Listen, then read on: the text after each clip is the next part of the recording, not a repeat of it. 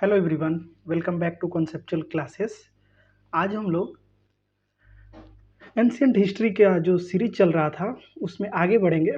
इससे पहले हम लोग जो है हर्यंक डायनेस्टी देख चुके हैं। हर्यंक डायनेस्टी के बाद हम लोग जो है शैशुनाग डायनेस्टी देखे थे। शैशुनाग डायनेस्टी के बाद हमारा जो है नंद डायनेस्टी आता है।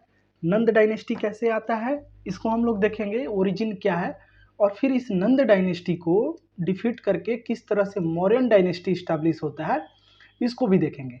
ठीक है, और ये चार डायनेस्टी जब कवर हो जाएगा तो इसके बाद हम लोग ओवरऑल एक पीवाईक्यू सेशन करेंगे जिसमें पूरी डिटेल में हम लोग थीम एनालिसिस करेंगे, और ये एसएससी से लेकर यूपीएससी लेवल तक का डिस्कशन होगा। यानी कि सारे क्वेश्चंस को कवर किया जाएगा और सारे क्वेश्चंस का थीम एनालिसिस किया जाएगा।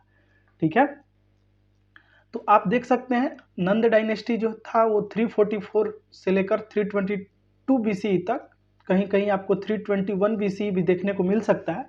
ठीक है, तो ये चीज़ें थी, टाइम पीरियड है नंद डायनेस्टी की। इससे पहले हम लोग क्या देखे थे, शैशुनाग जो 412 से कहाँ तक चला था, 344 बीसी तक। ठीक है, तो ये टाइम फ्रेम भी आपको एक आइडिया होना चाहिए कि कौन क्या रेंज है इसका। ठीक है, अब हम लोग बात करते हैं नंद डायनेस्टी के बारे में। देखिए, नंद डायनेस्टी का टाइम पीरियड हम लोग देख लिए, 344 से लेकर कहाँ तक, 322 बीसी तक। ठीक है, बीसी या सी के ये बात बराबर है।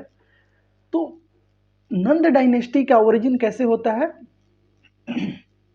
ये हम लोग देखेंगे। उससे पहले कि इससे पहले कौन सा डायनेस्टी था, यानी कि नंद डायनेस्टी किसको प्रिसाइड करता है, तो शैशुनाग डायनेस्टी का। शैशुनाग डायनेस्टी में हम लोग क्या देखे थे, इसमें एक ही इम्पोर्टेंट रूलर थे, दो इम्पोर्टेंट रूलर थे। एक तो आपका ये जो शैशुनाग हो गए, जो ऐसा माना जाता है कि ये जो है हर्यंक डायनेस्टी के लास्ट रूलर जो नाग दशक थे, नाग दशक, उनको डिफीट करके आते हैं शैशुनाग। ठीक है, और शैशुनाग का शैशुनाग को फॉलो करते हैं कौन, काल अशोक। और यही काल अशोक जो है सेकंड बुद्धिस्ट काउंसिल जो है पैटर्नाइज करते हैं, जो कि कहाँ होता है, वैशाली में। ये सब चीज़ें आपको पता होनी चाहिए, ये हम लोग डिस्कस कर चुके हैं, और इसका पीवाईक्यू भी, शॉर्ट पीवाईक्यू भी हम लोग देखे थे। ठीक है, तो अब बात करते हैं कि शैशुनाग डायनेस्टी के बाद नंद डायनेस्टी कैसे आता है। तो जो इसके फाउंडर हैं वो है महापद्म नंद। महापद्म नंद को इकरत बोला गया है। इकरत कहाँ बोला गया है, इकरत का मतलब क्या होता है, सोल सॉवरिन। ठीक है, इनको दो टाइटल दिया गया है, एक तो हो गया आपका इकरत और एक है उग्रसेन। उग्रसेन, ठीक है, तो ये दो चीज हो गई। इनको जो है डिस्ट्रॉयर ऑफ क्षत्रिय बोला गया है पुराण में। ठीक है, इकरत का मतलब होता है सोल सॉवरिन, और इनको जो है first historical emperor of Magadha consider किया गया है। ठीक है, यानी कि मगध को अगर रियल सेंस में देखा जाए तो नंद डायनेस्टी से ही माना जाता है। ठीक है, अब यहां से हम लोग बात करेंगे कि ये जो है कैसे जो है जितने भी मगध के जितने भी क्षत्रिय थे उनको ये कैसे, इनको क्यों मतलब डिस्ट्रॉयर ऑफ क्षत्रिय बोला जाता है। तो ये जो महापद्मनंद थे ये एक रिजॉल्व लेते हैं कि जैसे ये पावर में आएंगे तो सबसे पहले क्या करेंगे, क्षत्रियों को, जो मगध के क्षत्रिय हैं उन सबको मार देंगे। और इनके इसी एग्रेसिव एटीट्यूड के वजह से इनको टाइटल दिया गया किसका, उग्रसेन का, यानी कि डिस्ट्रॉयर ऑफ क्षत्रिय। ठीक है, कहाँ मेंशन है, पुराण में मेंशन है। तो ये चीजें आपको पता होनी चाहिए। तो महापद्मनंद जो है इनको दो टाइटल दिया गया, एक इकरत या इकछत्र, कहीं कहीं कहीं इकछत्र भी बोला जाता है। जैसे इकछत्र का मतलब क्या होगा, इकछत्र, एक छत्र का मतलब एक छत्र के नीचे, यानी कि सोल सॉवरिन, यानी कि ओवरऑल रूल। ठीक है, तो इसी तरह एक छत्र बोला गया, और दूसरा उग्रसेन यानी कि डिस्ट्रॉयर ऑफ क्षत्रिय। ठीक है, तो ये महापद्मनंद के बारे में थोड़ा सा था। अब देखिए नंदा डायनेस्टी में महापद्मनंद जो है लास्ट शैशुनाग रूलर को ओवरथ्रो करके पावर में आते हैं। ठीक है, मगध टेरिटरी को डेक्कन तक एक्सपेंड करते हैं। इंपॉर्टेंट है, ये ध्यान में रखिएगा। और एक स्ट्रॉन्ग सेंट्रलाइज्ड एडमिनिस्ट्रेशन को होल्ड करते हैं। आपको पता होना चाहिए कि जो नंद डायनेस्टी था, इन लोग के पास क्या था? First standing army. ठीक है, आगे हम लोग देखेंगे फर्स्ट स्टैंडिंग आर्मी। और अगर आपको ध्यान हो तो जो हर्यंक डायनेस्टी के प्रथम रूलर थे यानी कि बिंबिसार, ठीक है, तो बिंबिसार को सेनिया टाइटल दिया गया था। ठीक है, बिंबिसार को क्या टाइटल दिया गया था? सेनिया। ये ध्यान में रखिएगा। ठीक है, अब आप बताइए अजात शत्रु को कौन सा टाइटल दिया गया था? अजात शत्रु कौन सा टाइटल लिए थे? ठीक है, तो बिंबिसार को सेनिया क्यों बोला गया था? क्योंकि वो एक मतलब सेना में थे, इस वजह से। लेकिन फर्स्ट स्टैंडिंग आर्मी किसका था? नंद डायनेस्टी में देखने को मिला। तो धनानंद का क्या रोल था? लास्ट शैशुनाग रूलर को ओवरथ्रो करते हैं और मगध टेरिटरी को डेक्कन तक एक्सपेंड करते हैं। ठीक है, अगर आप ध्यान दें तो अगर इसको भारत का मैप मान लिया जाए कुछ देर के लिए,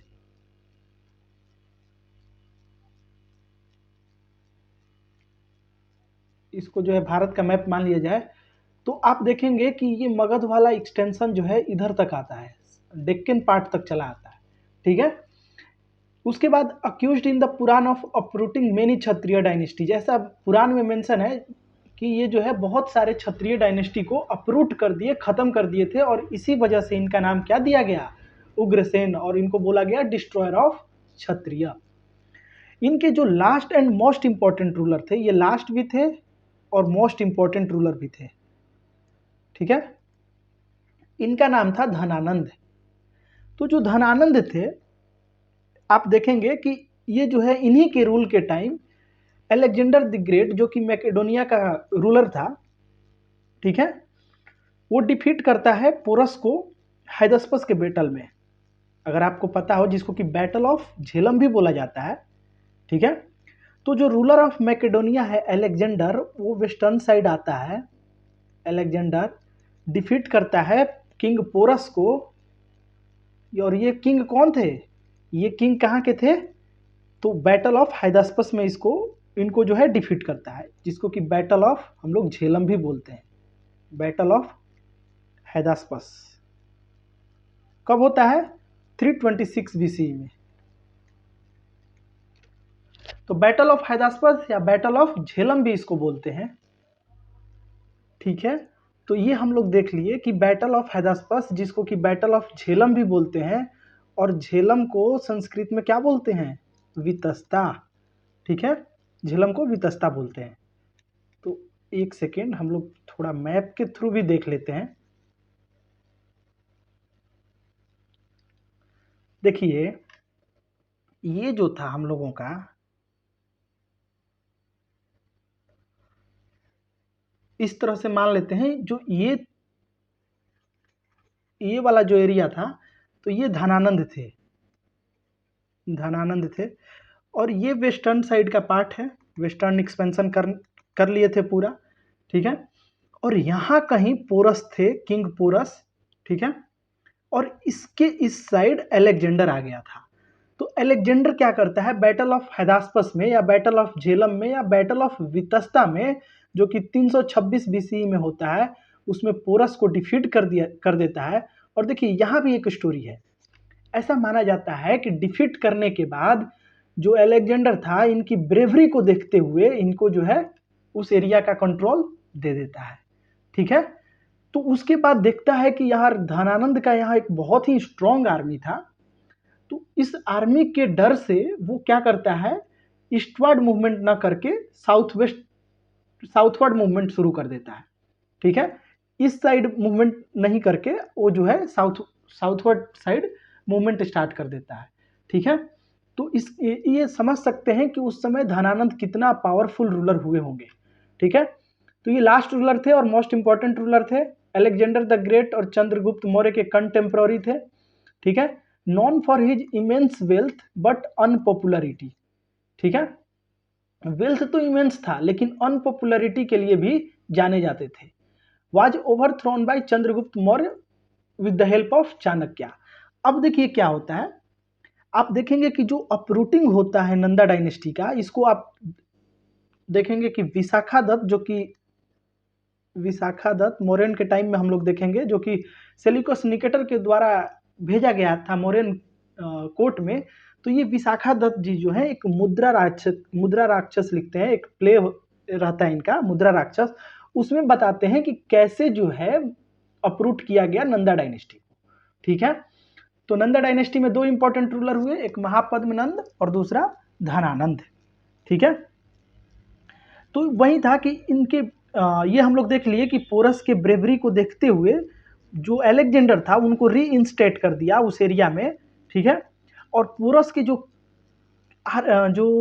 इनेमी थे ना, अम्भी जो थे तक्षशिला के, नीचे चलते हैं, देखिए पोरस को हरा देता है, पोरस को डिफीट कर देता है। डिफीट करने के बाद इनको फिर रीइंस्टेटेड कर देता है, रीइंस्टॉल कर देता है, जैसे भी आप समझिए। ठीक है, और यही नहीं, इनके जो इनेमी थे, पोरस के इनेमी कौन थे उस टाइम? पोरस के इनेमी थे अम्भी ऑफ तक्षशिला, अम्भी ऑफ तक्षशिला। ठीक है, तो तक्षशिला जो कि इनवाइट किए थे अलेक्जेंडर को, ये जो अम्भी ऑफ तक्षशिला है ना, यही इनवाइट किए थे अलेक्जेंडर को कि आइए और पोरस को डिफीट कीजिए। तो पोरस को डिफीट तो करते हैं, लेकिन पोरस के ब्रेवरी को देखते हुए अलेक्जेंडर क्या करता है?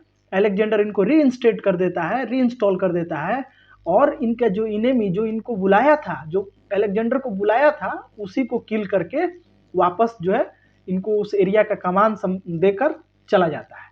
ठीक है, तो ये हो गया आपका अलेक्जेंडर और धनानंद के बीच, पोरस के बीच क्या ये था, रिलेशन था, वो चीज हो गई।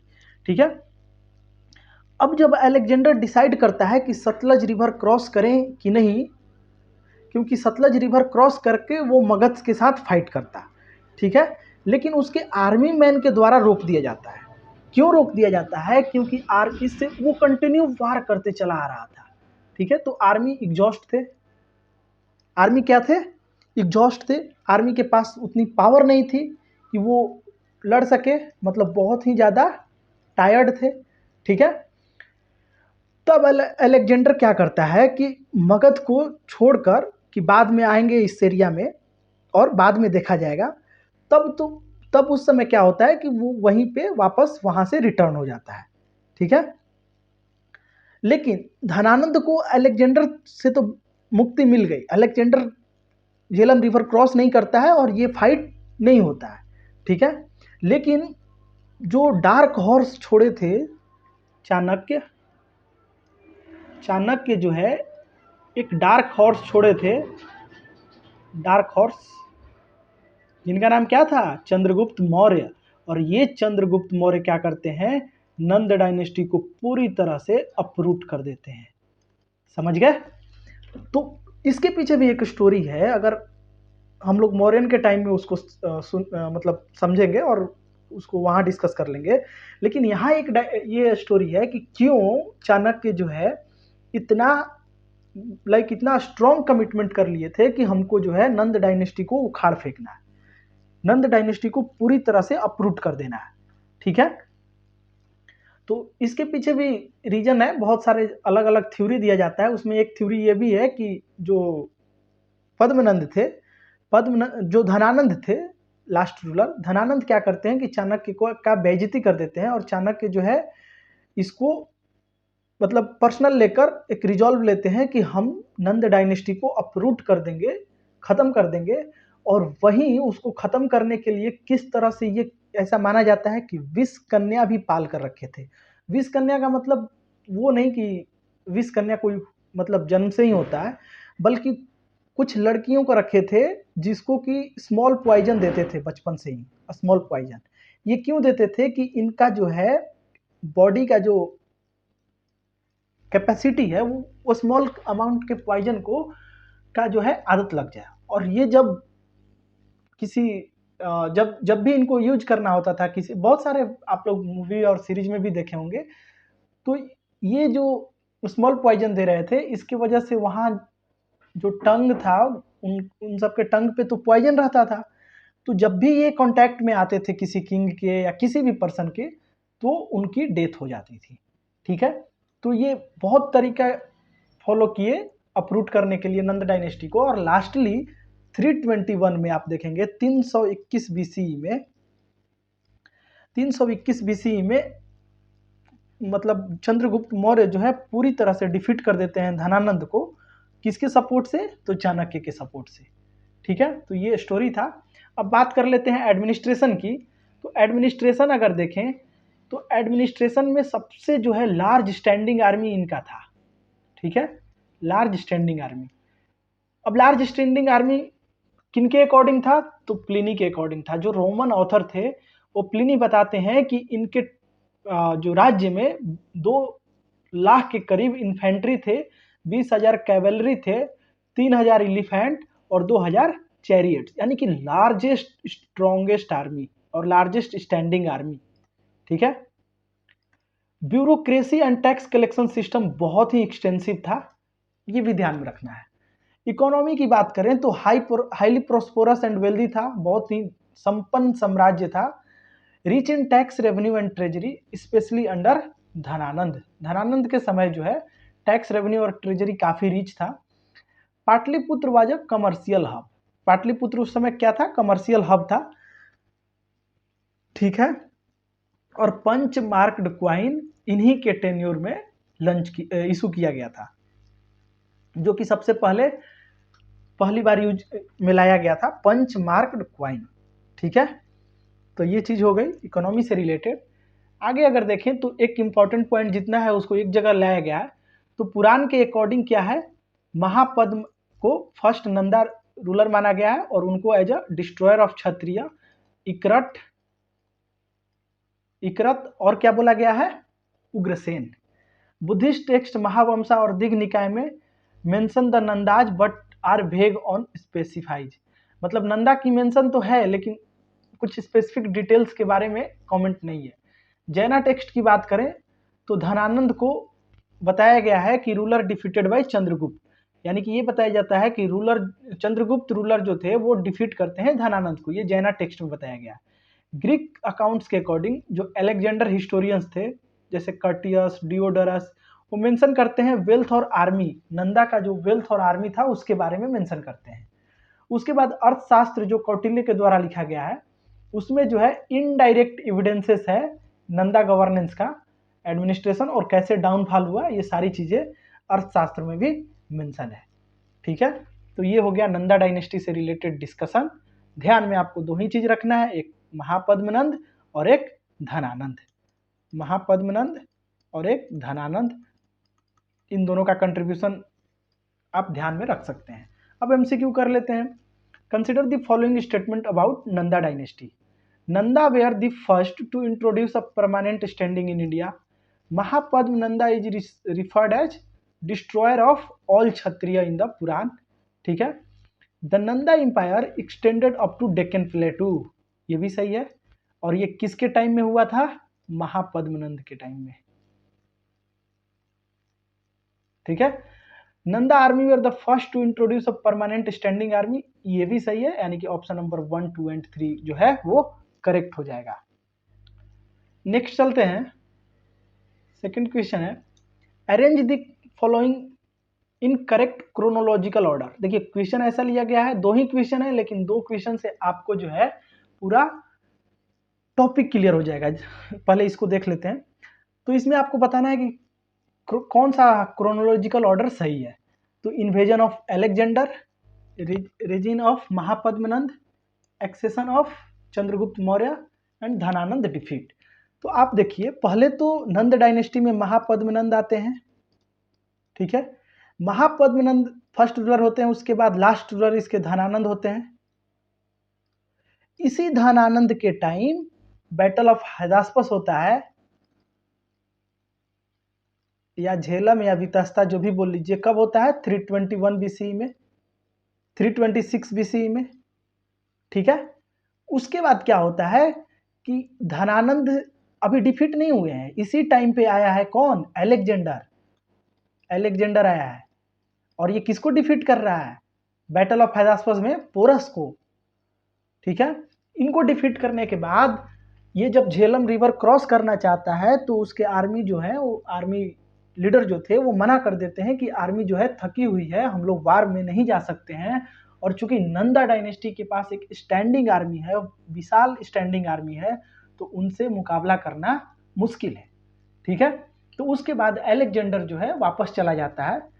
फिर देखेंगे आप कि क्या होता है, विष्णुगुप्त, जिनको कि चाणक्य भी बोलते हैं हम लोग, या कौटिल्य भी बोलते हैं, चाणक्य, विष्णुगुप्त या फिर कौटिल्य, कुछ भी बोलिए, इनका जो है एक डार्क हॉर्स निकले चंद्रगुप्त मौर्य, जो डिफीट करते हैं धनानंद को। और फिर वहां के बाद क्या होता है, चंद्रगुप्त मौर्य का एक्सेशन होता है। ठीक है। तो आप देख सकते हैं इसमें सबसे पहले क्या होगा, रेजिन ऑफ महापद्मनंद, उसके बाद इन्वेजन ऑफ अलेक्जेंडर, तो 2 के बाद 1 होगा। उसके बाद एक्सेशन ऑफ चंद्रगुप्त मौर्य और धनानंद डिफीट।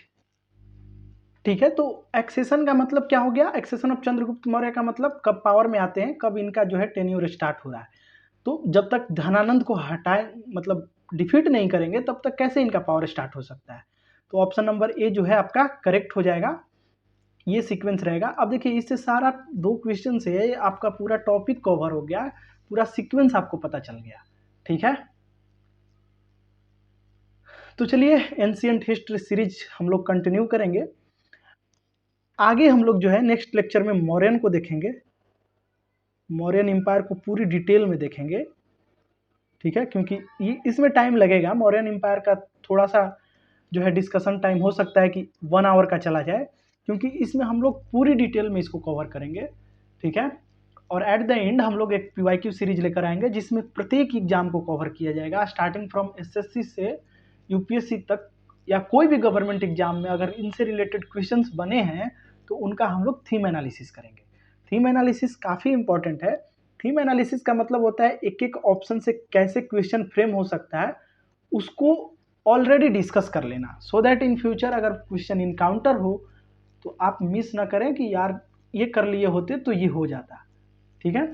वैसे ये थॉट आना ही नहीं चाहिए कि ये हो जाता तो ये कर लिए होते तो ये हो जाता, ये जबकि ये हमेशा ही आएगा, थॉट सबके लाइफ में आता है। लेकिन नहीं, जैसा चल रहा है चलने देते हैं।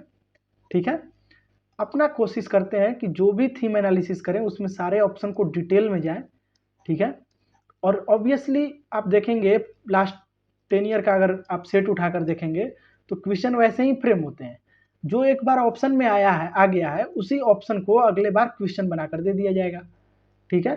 तो ये जो सीरीज है हम लोगों का ना, ये 1 बाय 1 इतना डिटेल में क्यों जा रहे हैं, क्योंकि एक भी क्वेश्चन छूटना नहीं चाहिए। ठीक है। अदरवाइज हम लोग भी एक घंटा या 2 घंटा का वीडियो लेकर आते एंड पूरे एंशिएंट को उसमें रिवाइज करा देते। ठीक है। लेकर आएंगे भी, लेकिन उससे पहले पूरी एंशिएंट जो है पर एक एक सेपरेट वीडियो होना चाहिए, कि अगर किसी को कहीं कुछ नहीं समझ में आ रहा है तो वो पहले वीडियो से समझ ले। ठीक है। तो चलिए मिलते हैं नेक्स्ट वीडियो में, तब तक के लिए धन्यवाद।